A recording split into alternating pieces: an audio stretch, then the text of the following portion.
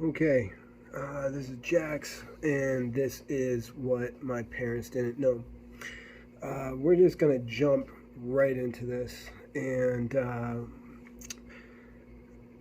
gonna call this Liberty or something like that. And the reason why is because this is going to be a difficult one because I'm going to be speaking directly to victims that are in domestic violence situations.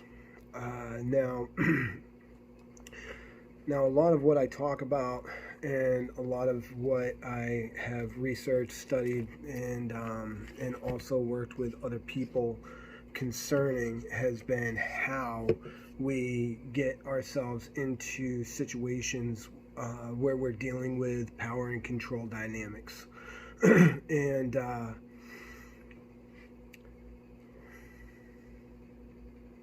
And we're just going to kind of fast forward and just recap that real quick.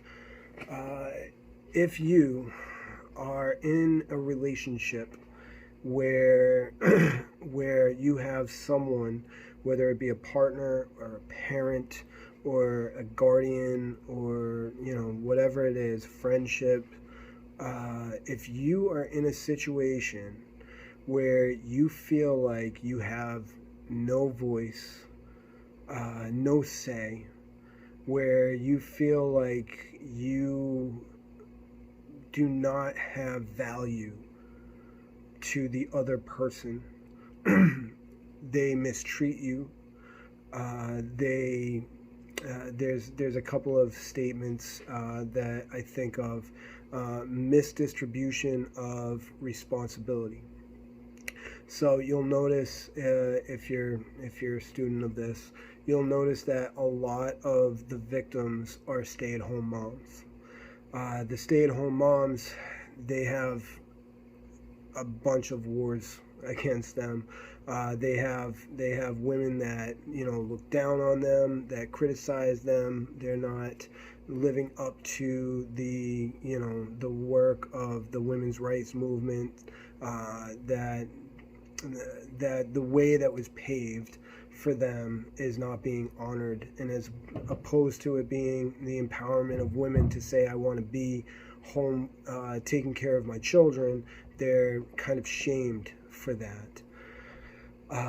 Stay-at-home moms, then they have they're doing the laundry, they're doing the cleaning, they're doing the cooking, they're taking care of the children, they're taking care of the errands most of the time, doing all the shopping. It's a lot. And their partner may be working very hard and trying their best, and ultimately it minimizes the responsibility that's being taken care of at home, because the person at home may not be earning any money, and that actually really fucks with people. And I know a lot of single moms, and a lot of single moms feel that way, that their part is not as important because they're not earning money. And the cultivating of the minds of their children, and taking care of the home, and taking care of themselves and their partner, all of those things that are happening, they're not as valued because they're not making the money. And then you have situations where the partner is working also, but they're coming home and they're taking care of the house and all that bullshit, that old school bullshit where the man is the head of the house, and because the man is the head of the house, you need to take care of them, and their job is taking out the trash. Meanwhile, your job is cleaning the fucking toilets, cooking all the fucking meals, doing all the errands and all that other shit. It's a misdistribution of responsibility. Okay, and a lot of victims of power and control, especially non-violent power and control. When I say non-violent, I'm specifically talking about fighting. Women who are emotionally and psychologically abused, are generally, in a situation where there's a misdistribution of responsibility. There was some kind of a stat that we learned in our class where the partners separate, and now each partner has 100% of the responsibilities. And over time, if they come back together, the male, in this particular case, they were talking about men and women. The men, they ended up not having to do 90% of 100% of those responsibilities in the house. They may have kept their jobs and all that other stuff, whereas the women, like, they may get 10% more help around the house. So the misdistribution of responsibility is a very real fucking thing.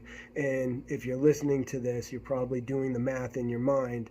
And if you're thinking, I have a job, I take care of the house, I take care of the kids, that by itself, misdistribution of responsibility. It should be it's a partnership. Responsibility should be shared. Now, what ends up happening is the partner who is the victim of the power and controller, that person, they will eventually stop arguing, or if they do start arguing, it'll be with like a full knowledge that it's futile. There's nothing that's going to change as a result of this argument. Ultimately, that becomes a part of losing the voice. If you are a controller, I'll give you an example. Something doesn't go right. Let's say the lights get turned off. The controller will find a way for it to be the victim's fault, whether it's a victim's fault or not. And equality is getting to a place where it doesn't really matter who's at fault. It matters that you guys come together and find a solution together. Okay, the opposite of power and control is equality. So equality is synergy. It's working together. It's getting your groove. Synergy should be part of what you're looking for in your relationships with your, long-term partners. Now, if you are a victim, you're probably already wondering if you're a victim, or you're aware that you're a victim. Now, for this particular episode, I want to focus on the person who knows that they are in an abusive relationship and some of the shit that they can expect should they look for some help. Now, I promote the hotline because the hotline is a national, it's like the Google for domestic violence. You can get help for sexual abuse, sexual assault. You can get help for emotional, psychological, cultural, economic, all those different types of abuse that's out there. Physical abuse, of course. And I mean, in my mind, when I think abuse, I go right to physical, and I have to kind of back it up because emotional and psychological are completely valid abuses. And I've been a victim of all of it. So with the exception of sexual abuse, I've been a victim of all of it. So I am familiar with a lot of that shit. And let's just get into what happens. So you call up the hotline or whatever. They connect you with, phone numbers or whatever for a local source. Now, I recommend that if you have a power and controller in your life that is suspicious of you and jealous as fuck and all that other shit, I strongly suggest that you find someone to confide in. Frankly, we should all have people that we can trust and confide in that's going to keep our secrets, and they're going to be a go-to person when we need to vent or we need consolation or edification or whatever. We should all have that person in our lives. For this person who is at the point where they're saying, I am in a situation I don't know how to get out of, and I need help, I recommend that you find somebody to confide in. You would be amazed how many people really want to help. Really, really want to help. There's an incredible network of people's hearts that want to back you up, that want to help someone that's in dire need. Now, if you're in an abusive relationship, you're in dire need. If your children are being abused, they are in dire need. Now, I'd like to just take one moment here and just say this. It takes an incredible amount of courage to even embrace the reality that you are in an abusive relationship. You're already fucking heroic. It just hasn't happened yet. You just haven't left yet. You haven't got that help. So just whatever bullshit your controller is telling you, recognize that it's fucking bullshit. It's designed, whether they're conscious of it or not, it's designed to manipulate you into being subservient to them. Okay? They don't want their situation to change. They want the misdistribution of responsibility. Now, I have been in sessions, in group classes, with probably a couple hundred. I really want to say 300, but I can't. I don't know if that's accurate or not. But hundreds of people. All right, and the group that I was in, it was all men. They had separate groups for men with families, and they had separate groups for men without families. And I would say 99.5% of all of them were there because of some kind of a legal issue, some kind of a legal obligation. And courts want people to go to power and control classes. They want to know that it's not all for nothing, that everybody involved is getting some measure of help. Now, we're going to do a follow-up episode where we talk about how I'm going to address abusers. I'm going to talk to your controllers. I am going to do my very best to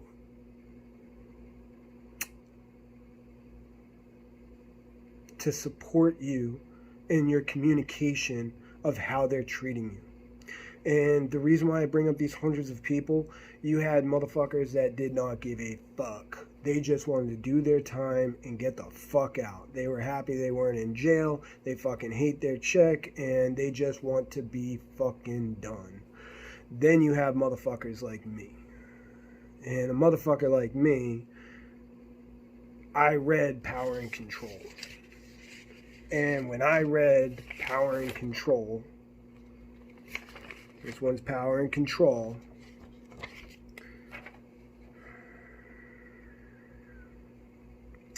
Let's see, some of the shit that I did. Making her afraid by using looks, actions, gestures. I didn't really smash things. Destroying her property, I didn't do. I didn't abuse any pets. I had a gun, but I didn't even pull it out. It doesn't matter. Like, I never touched the motherfucker. Controlling what she does, who she sees, and who she talks to. I didn't really do that. What she reads, where she goes, I didn't really do that. Limiting her outside involvement, maybe I did that, but I don't think so. I always encouraged her to go out and be with her friends and shit, but she just didn't. Most of the time, she just didn't. And I wonder if that's something that I did. Using jealousy to justify actions. I didn't think there was anything to be jealous of. Minimizing, denying, and blaming. That's all me. Making light of abuse and not taking her concerns about it seriously. Saying that the abuse didn't happen. Shifting responsibility for abusive behavior. And saying that she caused it. None of that shit that I can debate or argue. Treating her like a servant. I didn't see it that way, but in retrospect, I did. Making all of the big decisions, I felt like I was forced to do that. But over time, I realized that she just wasn't participating anymore. There just wasn't a point in her mind. And that's because of my behavior when I go into minimizing, denying, and blaming. Shifting responsibility. Shifting responsibility is the reason why that is 100% my fault, that I made all the big decisions, and I fucking hated making those decisions most of the time. Acting like the master of the castle. I came home, I fucking took my shower, I sat down to eat, I sent the kids downstairs so that they could play while I ate, went outside and smoked a couple of cigarettes with my partner. I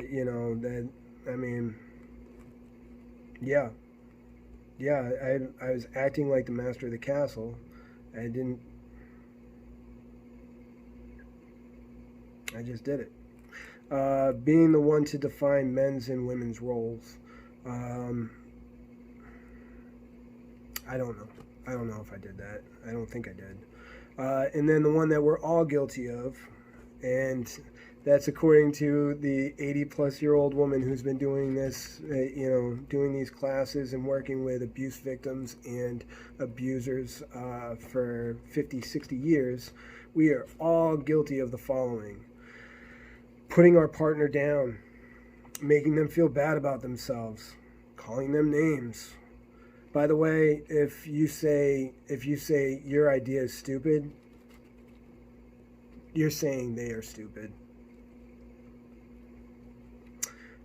Calling her names, making her think that she's crazy. Now, how many times have you said to your partner, "That's fucking crazy. That's fucking crazy. That's fucking crazy"? Now, are you calling them crazy? No. But are they hearing? Yeah, if they're the victim of power and control, they're hearing you say you are fucking crazy. She's crazy. Playing mind games. That would go back to the distribution of responsibility, but it goes a lot deeper than that. It gets into gaslighting and shit. Humiliating her. I mean, how many times have we embarrassed ourselves or our kids or our partners in front of our kids because we wanted to have a petty, stupid fucking argument? Have you ever done it around their parents? Have you ever done it, around their friends because you're fucking comfortable with them? And then making them feel guilty. Which, if you've shifted blame on them, that's exactly what you're doing. It's the same motherfucking thing. Only there's a lot more ways that you can just try to make somebody feel guilty. This is power and control. That's not all of it. Those are the things that I feel that I am guilty of. Some of it is, most of it I feel like were behaviors that I just did. It wasn't something that I was trying to be mean or cruel or anything like that. It was just what I did. Now I understand it. We're not going to get into that. That I will never have a relationship like that again. What a disservice that would be to all of the fucking drama and shit that's happened over, the last 20 years, whatever it is. So that's power and control. If any of that rang true for you, and you are listening to that and you're saying, Jesus Christ, he calls me a fucking bitch, he calls me a stupid fucking bitch, he calls me a cunt, a stupid fucking cunt, whatever that shit is that they're saying to you, it's abusive. Now, if you're in an argument and you're the type of person that, you like to be in a relationship with somebody that spits fire and all that shit, then, that's only Abuse is defined by not the intention of the abuser, but the way that it's received by the victim. So, what you think is abusive behavior doesn't fucking matter. It's what your partner thinks. So the way that I was in my relationship with some women, that may not be abuse at all. However, in the relationships that I have had, it was. So because it was the way that it was received.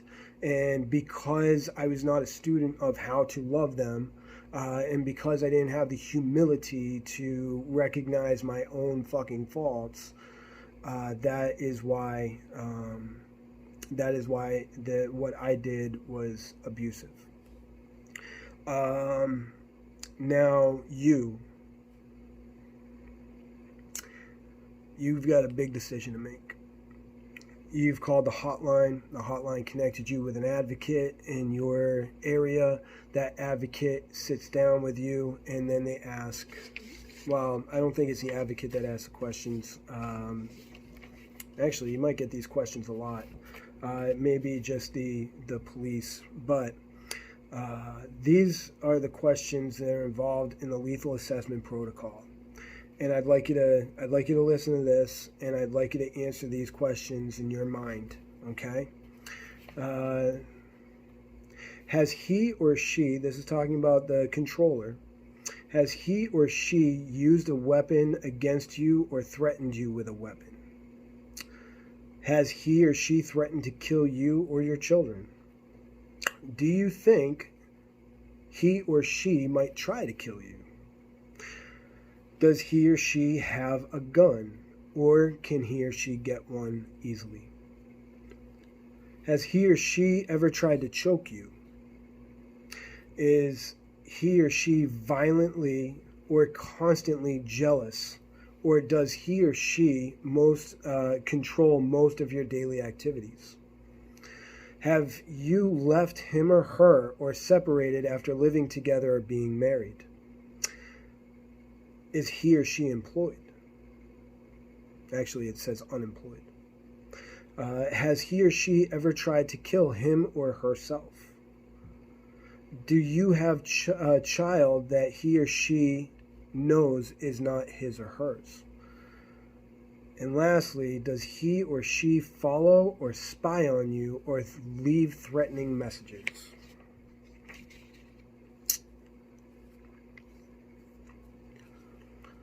Those are your 11 questions. That is called the Lethal Assessment Protocol. And that was designed because of domestic violence. And these are the questions that, based on your answer, they are going to utilize to discern whether or not you are in danger. Now, I want to point something out. I did a little bit of research on this, and 28% of domestic violence victims that are killed by their abuser / controller, 28% of them were never hit. 28% of them were never choked. 28% of them were never thrown around. 28% of them were emotionally, psychologically, maybe sexually abused. Just because you're not getting the shit kicked out of you does not mean you're safe. And I'm really, really sorry to say that. I'm really fucking sorry to say that. So when you go and you find your advocate and they want to help you, they're going to scare you. And they're going to say anything that they can to convince you to leave, whether you're being beaten up or not.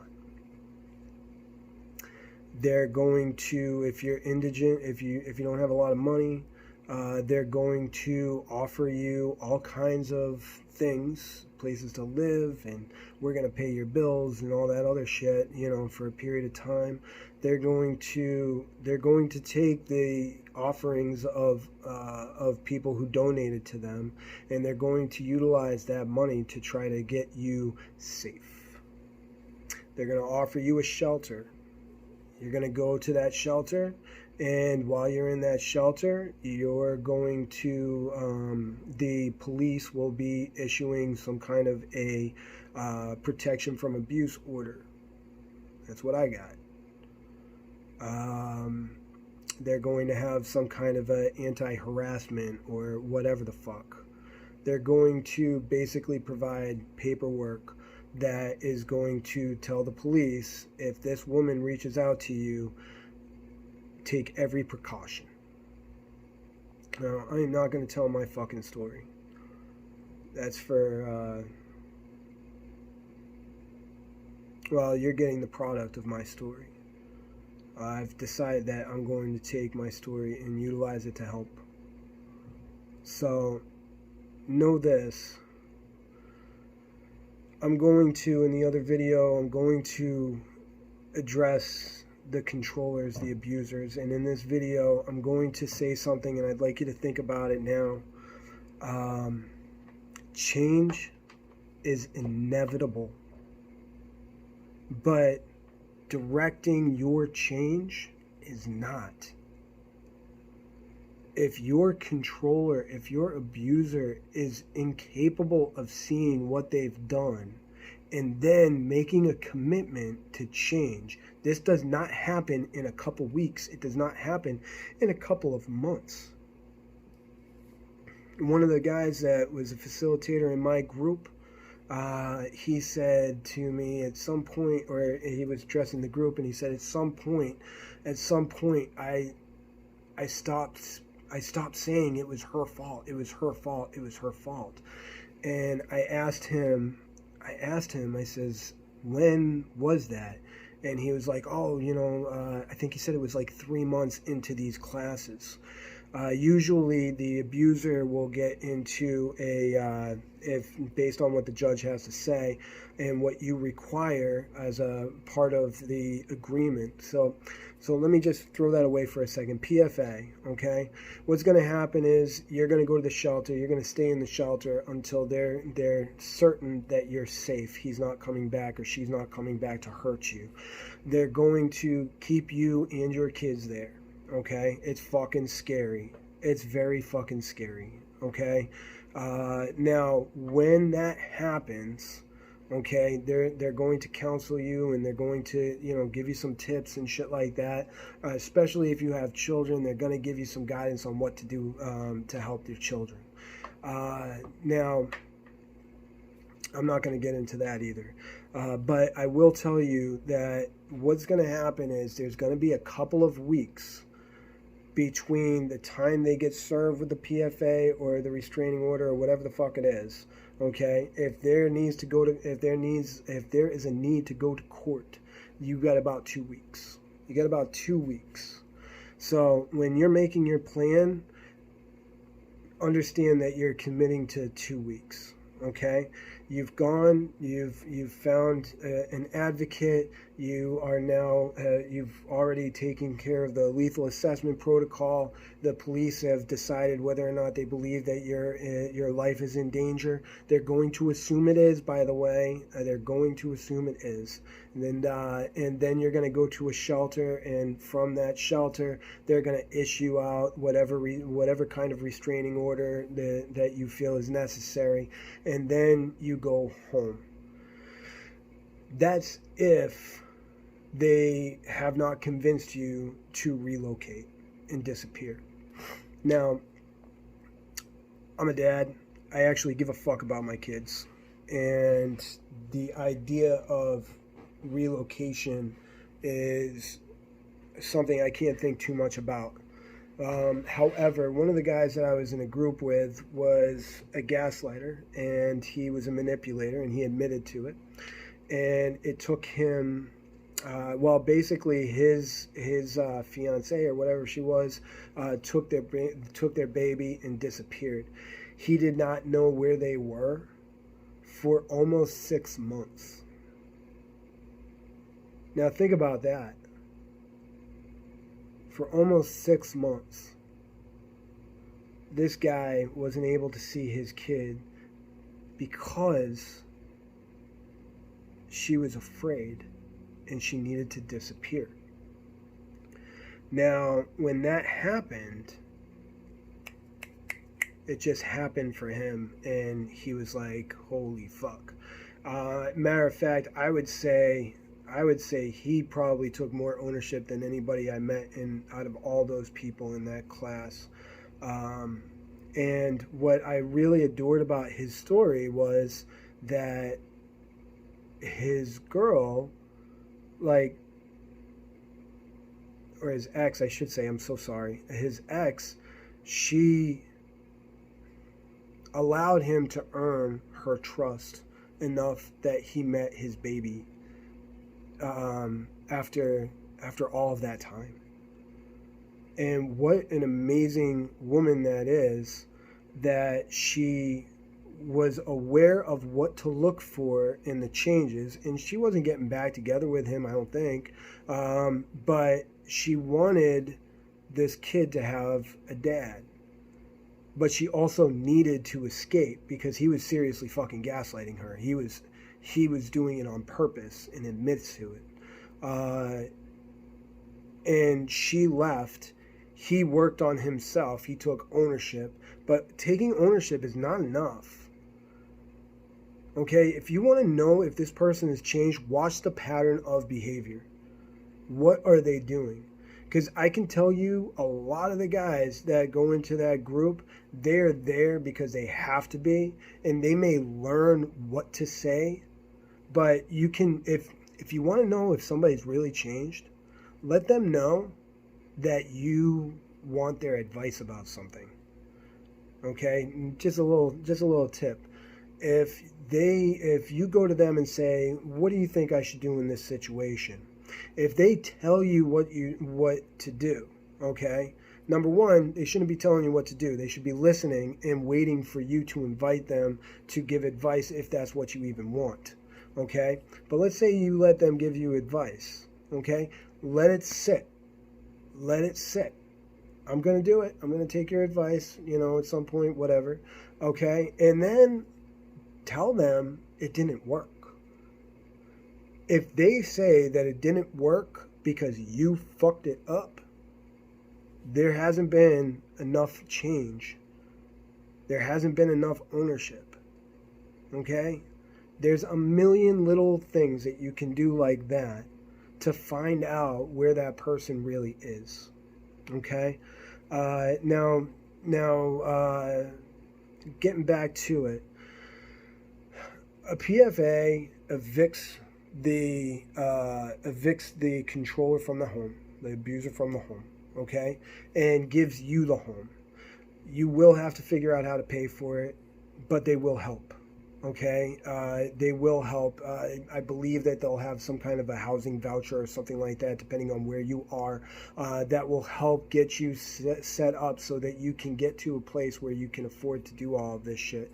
The hearing for the PFA, you'll be able to ask for money and shit. You'll be able to ask for whatever the fuck you want.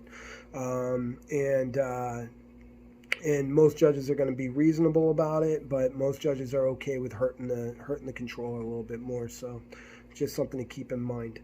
Now, the other thing is, you are not fucking alone. They don't just say, we're going to remove the controller from your life. They're going to put in place some kind of a counseling for you to go to, some kind of a support group. Now, that support group is designed to help you assimilate into independence, assimilate into positive mental health. What they're going to do for you is going to go a very long way.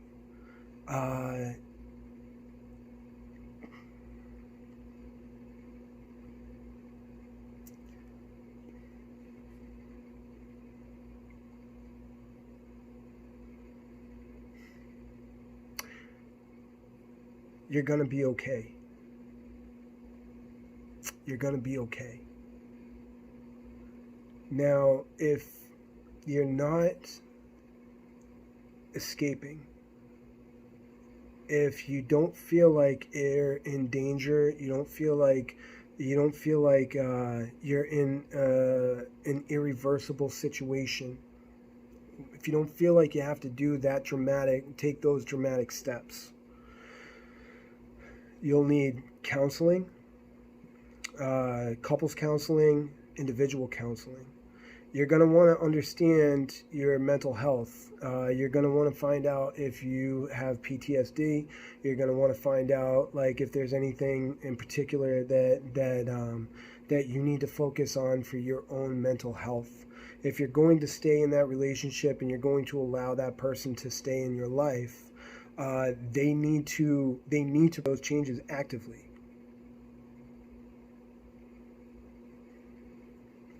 So I want to recommend that when you're preparing for this, consider the lethal assessment protocol. Consider your answers to those questions. Consider, are you really fucking stuck? Consider, do you want to fix the relationship? And if you want to fix the relationship, what do you need? Do you need the partner to leave? Do you want the partner to stay? If they leave, there should be some kind of an action plan that I recommend. And if it doesn't go to an escape route. Okay? Now, they're going to tell you, do exactly what we say, or we're not going to help you. Now, from what I gathered, that is standard. That's what most of these places are going to say. Make sure that you trust the fuck out of the person that's trying to help you. I know some people that lied a lot under oath, lied a lot to get free. And I know people who refuse to lie. There is, in the mind of somebody that's helping a victim, there is no ethical barrier. Okay? And depending on the judges involved and all that other shit, there may even be less of an ethical barrier. Okay? So you are the one who has to decide what you're comfortable with. And I would tell you that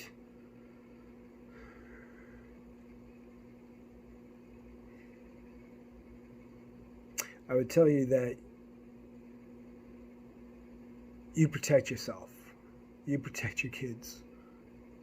Whatever it takes. And you fucking got this. You've already survived to get to this place. The difference between a victim and a survivor is one is overcoming their shit every day, every moment of every day, and enduring while they're doing it. The survivor escaped. You're already a hero.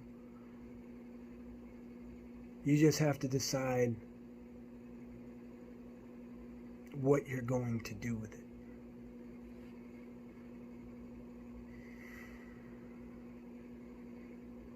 I think that's it. Any questions that you have, you can hit me up. My email is Jacktscontent, JACKTS content @gmail.com. Hit me up if you have any needs, if you need any advice, if you need me to do some research. I'm a motherfucker of a researcher. I will do whatever you need. Okay? All right. Best of luck to you guys, and you're a fucking badass. You should be very, very, very proud of yourself. Not everybody looks at themselves and says, I know. I know what to do. And reaching out for help is you using your power and doing what you think is best for you and your family. You got this, and you're not fucking alone. See ya.